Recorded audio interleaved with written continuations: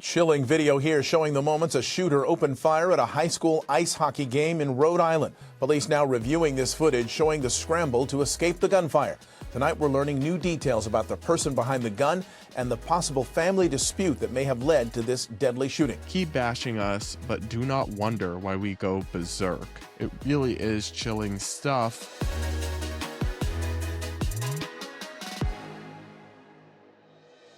Guys, up first, we've got to talk about a really heartbreaking story that hits home for me personally. There was unfolding last night a really horrific shooting in Rhode Island, which is, for people that don't know, where I was born and where I grew up. I grew up in Massachusetts and Rhode Island on either side of the border for most of my childhood and teenage years.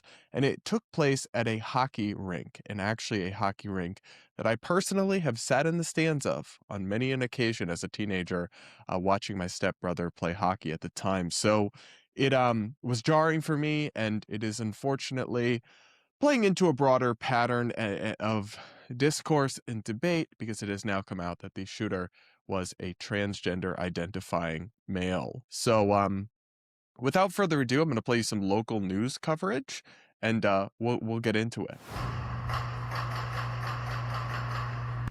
Chilling video here showing the moments a shooter opened fire at a high school ice hockey game in Rhode Island. Police now reviewing this footage showing the scramble to escape the gunfire.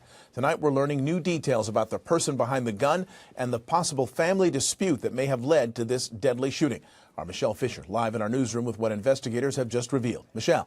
Mark, this was a senior night event with high school hockey players from all across the state of Rhode Island. Unfortunately, what started as a celebration ended in tragedy. Gunfire erupting at an ice rink in Pawtucket, Rhode Island. This video capturing the frantic moments as high school hockey players skate to safety, racing to escape the bullets. It was like bop bop, and I thought it was balloons, but it just kept going, and it was actually gunshots. And after the gunshots, me and my teammates ran right to the locker room, and we just bunkered up. It happened around 2:30 Monday afternoon. Local and state law enforcement rushing to the Dennis Lynch Arena about 5 miles outside of Providence. We have one shooter down at the location. We have 5 injured. The suspect entered the arena to watch the hockey game of a family member, and unfortunately during that time a shooting occurred. This was a targeted event. It looked like it was a family dispute, and there was one individual that was a family friend. 2 people were killed. 3 others were critically injured and are now fighting for their lives. Police tonight praising a bystander who intervened. A good Samaritan stepped in and interjected in this scene, and that's probably what led to a swift end of this tragic event. Police retrieved multiple firearms at the scene. The suspected shooter, who has now been identified, dying from a self-inflicted gunshot wound. We have identified the person, the suspect, by a birth name. The birth name was Robert Dorgan. We have also learned that the person does go by the name of Roberta, also uses a last name of Esposito. The shooter, police say, had no prior interactions with them. A motive still unclear. This woman says the shooter was her father. What was the reasoning? Was there a family argument? He has mental health issues. He's just very sick.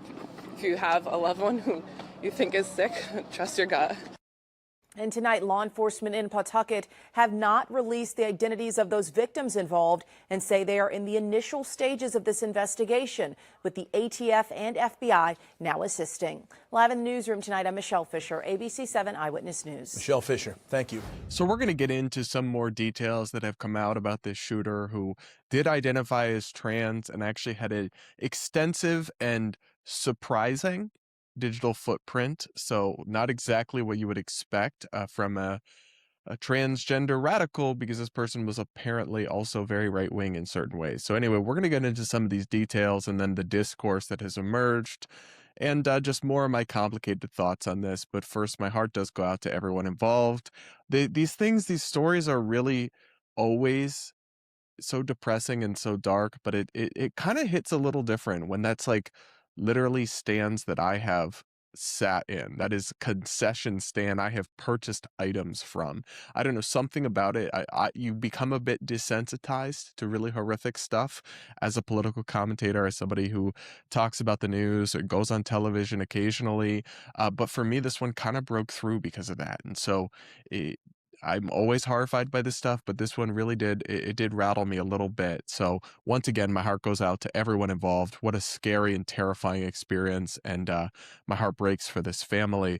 First, guys, before we get into some more of the crazy political and ideological aspects here, do make sure to subscribe, hit the like button. Do consider becoming a channel member to support my work. I call out the far left and the far right, try to give a nuanced, independent take on the news and on what's trending. If you want to support that, you can call me PBS, but I need support from viewers like you. So hit the join button or the link in the description or pinned comment to become a channel member now. You'll unlock early access to ad-free episodes with no annoying YouTube mid-rolls interrupting me mid-sentence. But more importantly, you'll support me, and I'll really appreciate it. So we're so close to 500 members. If a few more you sign up, we'll be there, and it would mean the world.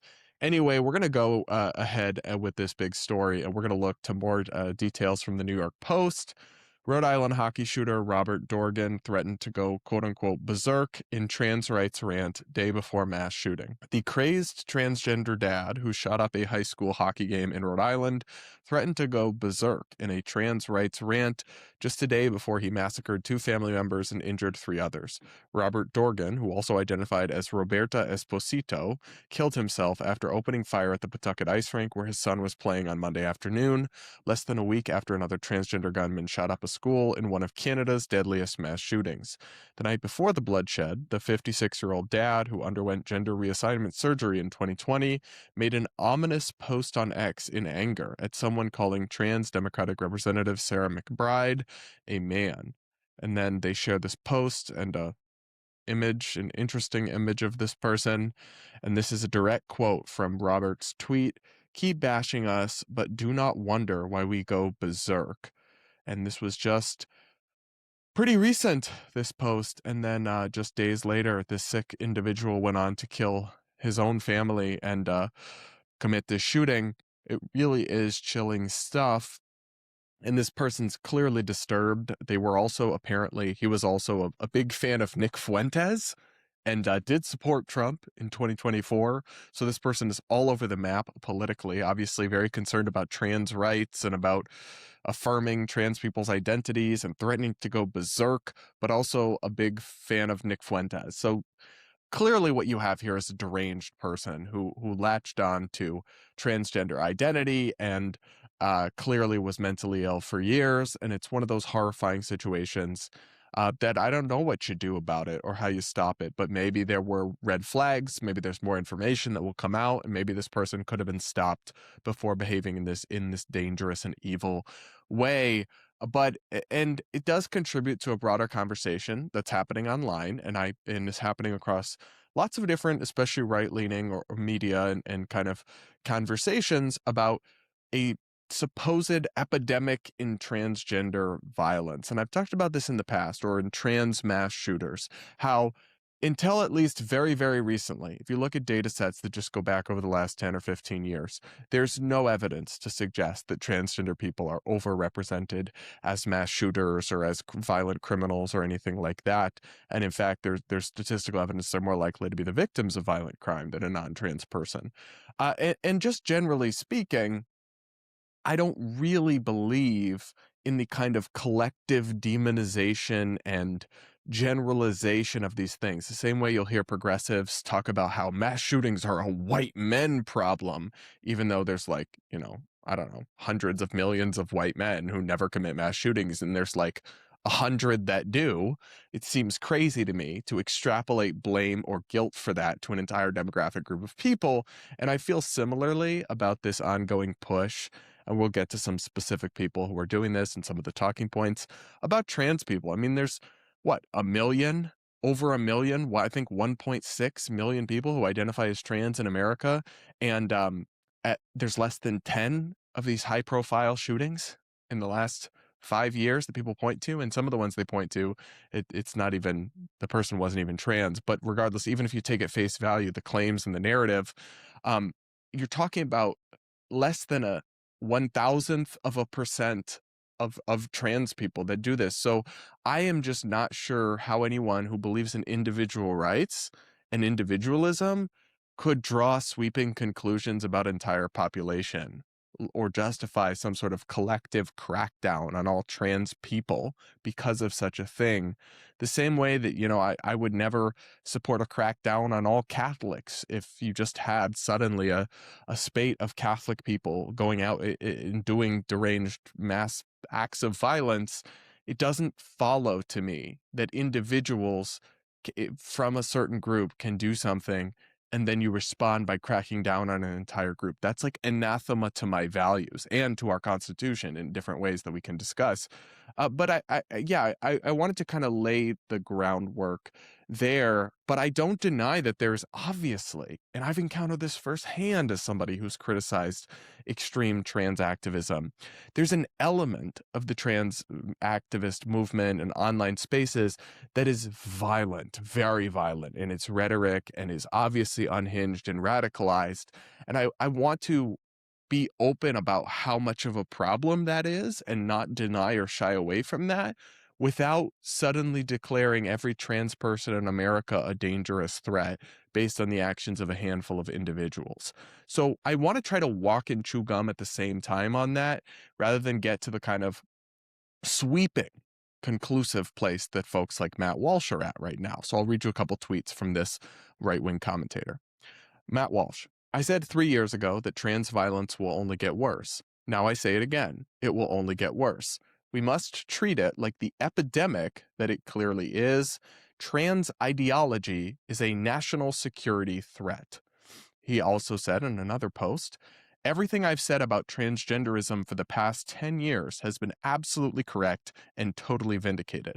Now I'm telling you that the trans violence we've seen so far is nothing compared to what's coming if we don't treat trans ideology as a severe public safety hazard and crack down on it immediately and aggressively. So here is where you totally lose me. I do agree. There's clearly an element of trans extremism that is violent and dangerous.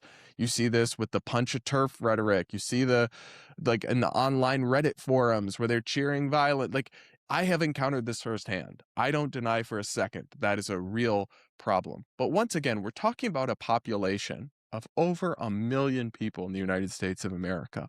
And to label them a national security threat or say that they're all dangerous or a public safety hazard on the basis of actions of individuals isn't true. I mean, 99.999% of them haven't hurt a fly, and there's no reason to believe that they will. And until they do, you can't start punishing people for pre-crime or for crimes committed by people that share some sort of immutable trait with them. The same way we, at least as right-leaning people, have always found it absurd and dangerous when people suggest like, oh, maybe we need to start, it's a white male problem because almost all mass shootings and school shootings are committed by white males. It's not actually. It's a problem with those individuals and whatever societal and cultural and sociological factors are radicalizing them and leading to violence. We can talk about obviously different gun-related issues and other things, but you can't demonize or subjugate an entire demographic group of people. And it's like when Matt Walsh says the following, right? He says, we need to treat trans ideology as a severe public safety hazard and crack down on it immediately and aggressively. So how exactly do you treat an ideology as a public safety hazard? How do you crack down on a belief or a belief system aggressively and immediately? And how do you do any of that in a way that is remotely compatible with a free society or the Bill of Rights of our Constitution? People have freedom of speech, they have freedom of religion, freedom of belief to say and believe whatever ideology they want. And if that is the ideology that you could be non-binary, as silly as I think that is, well, it's part of a free country and you can't crack down on people for it. I mean, seriously. So what I said to Matt Walsh on Twitter, and I'll be curious if he responds or not, probably not, because I cooked him the last time he messed with me on Twitter. But what I said to him is, explain exactly what you want to do and how it is, well, like, what are you proposing specifically? And how is it compatible with a free society or the Constitution? Because the things that I've heard people float, like banning trans people from owning guns, is totally at odds with the Constitution, and everything conservatives have ever said they believed about the Second Amendment would clearly be struck down as unconstitutional. And you absolutely, if you're somebody who, like me, for years has believed that the right to own a gun in self-defense is a constitutional and human right, you could never justify depriving millions of people of their core human and constitutional rights because of the actions of like 10 individuals who may be a part of some demographic group with them. And then they'll hit you with, well, there's no right for mentally ill people to own guns, or people who are too delusional to think that they're the opposite sex are too delusional to own a gun. Okay, well, there's many problems with that. First, that it's actually not illegal at all for mentally ill people to own guns in America. You can walk into a Walmart and buy one and leave one, whether you're depressed, anxious, all sorts of mental illnesses in many states in the country. So it's just not true on face value. And then two, just simply being mentally ill, unless you're a danger to yourself or others, in which case you should probably be confined, to some sort of psych hold. Simply having a delusional belief, which also, like, not all trans people actually do. That's a nuance we need to draw here. There are many people who are trans who know what biology they are, right? But they have this mental condition and they want to live as if they're the other gender because it'll make them happy, they believe. And that's fine. And that's actually not delusional. Now, there are some people who think I'm a trans woman and I'm a biological male, a biological woman because I'm biological and a woman. And I would agree with you that those people are delusional. And I have called them out in the past. Or I'm a trans woman and I have a period. Yes, delusional. But it does not follow that because a person holds a delusional belief, then therefore they can't own a gun. That's not a thing in the Constitution or in our legal system.